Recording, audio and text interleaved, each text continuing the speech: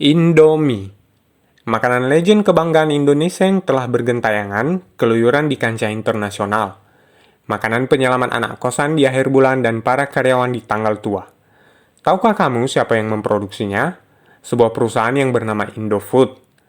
Nah, di video kali ini saya akan membahas seorang yang berada di balik kesuksesan Indofood tadi yang bernama Sudono Salim. Dan gak hanya Indofood aja, beliau juga mendirikan berbagai perusahaan legend lainnya seperti BCA dan Bogasari. Sudono Salim sendiri adalah seorang imigran miskin yang memperoleh kesuksesan di negeri ini. Bahkan sempat tercatat sebagai orang terkaya di Indonesia. Dan yang lebih hebat lagi, beliau mulai dari yang paling bawah sekali. Bukan mulai dari fresh graduate atau OB, tapi dari gelandangan. Nah, bagaimanakah kisah perjalanan hidupnya yang sangat menginspirasi? Saksikan di video ini. Sebelumnya terlebih dahulu klik tombol subscribe di bawah ini beserta gambar loncengnya, berikan like-nya, serta share ke kawan-kawan kalian agar channel ini dapat semakin berkembang dan saya tetap semangat mengupload video yang baru. Kisah ini dimulai dari seorang yang bernama Lim Sio Leong yang adalah nama lahir dari Sudono Salim. Dirinya lahir di Fuqing, Tiongkok pada tanggal 19 Juli 1916. Lahir sebagai anak kedua dari 3 bersaudara, di usianya yang ke-15 ia harus putus sekolah karena masalah keuangan dan harus membantu ayahnya berjualan mie di dekat desanya. Saat beranjak remaja ini, kondisi Tiongkok kurang kondusif lantaran perang berkepanjangan dengan Jepang. Pasukan Tiongkok terus-menerus dipecundangi sama Jepang.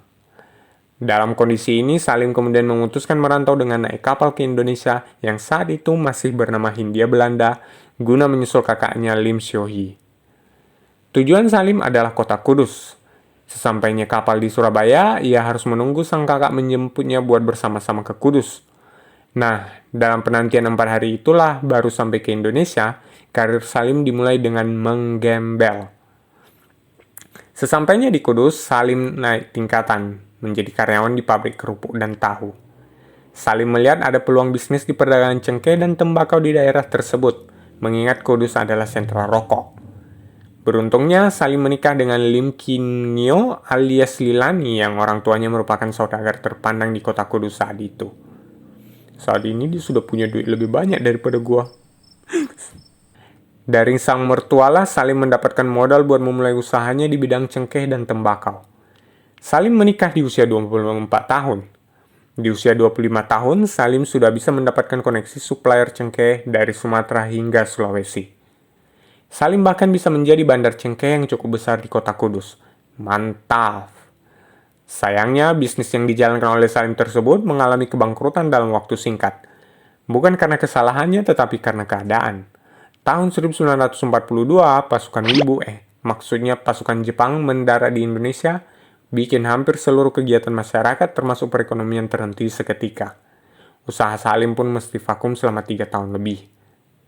Pasca perang tahun 1945, Salim melihat adanya peluang berupa kebutuhan terhadap obat-obatan, persenjataan, dan logistik buat tentara guna mempertahankan Indonesia dari Belanda.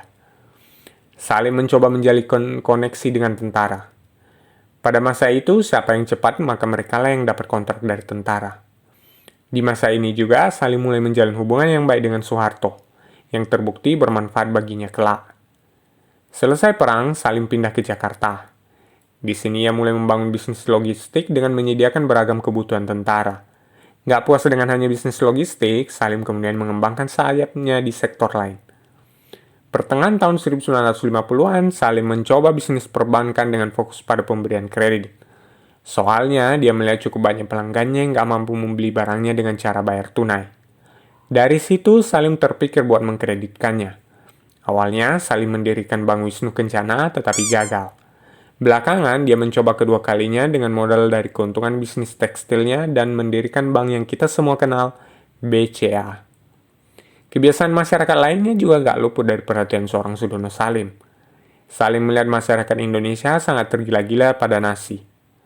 Padahal sumber pangan tidak cuma dari nasi aja. Salim kemudian mendirikan PT Bogasari di tahun 1968 yang menjual tepung terigu. Era Orde Baru bisa dibilang sebagai masa keemasan Salim. Hubungan baiknya dengan Soeharto di zaman kemerdekaan membuatnya memperoleh sokongan dari penguasa. Bahkan nama Sudono sendiri dipilihkan oleh Presiden Soeharto di tahun 60-an saat orang-orang Tionghoa diwajibkan oleh pemerintah menggunakan nama-nama Indonesia. Nama Sudono bermakna baik dan ahli dalam mengelola uang. Jadi ya cukup tepat untuk Salim. Salim kemudian mendirikan Salim Group, perusahaan induk yang membawahi banyak perusahaan besar. Beberapa di antaranya BCA, Indosemen, Indomobil, Indomaret, dan Indofood yang memproduksi Indomie yang kita cintai. Gak hanya sukses secara pribadi, Sudono Salim juga bisa dibilang menjadi orang di balik kesuksesan beberapa pengusaha top Indonesia lainnya. Sebut saja Mokhtar Riyadi yang awalnya merupakan karyawan kepercayaannya, kini mendirikan grup Lipo. Kemudian Surwi Karmono yang mendirikan grup Indika, lalu ada Ibrahim Rishad, sang pendiri grup Rishad Sun. Sepanjang era Orde Baru ini, grup Salim semakin menggurita. Sudono Salim sempat tercatat sebagai orang terkaya di Indonesia dan masuk dalam 100 orang terkaya di dunia versi Forbes. Namun, segalanya ada masanya. Kejayaan Salim yang disokong oleh penguasa ikut tumbang bersama jatuhnya Orde Baru. Ketika krisis moneter 1997 menghantam perekonomian dalam negeri, Sudono Salim terlilit hutang hingga puluhan triliun rupiah. Rumahnya di Jalan Gunung Sahari juga menjadi sasaran penjarahan dan pembakaran dalam kerusuhan 1998. Beberapa perusahaan Sudono Salim juga terkena imbas.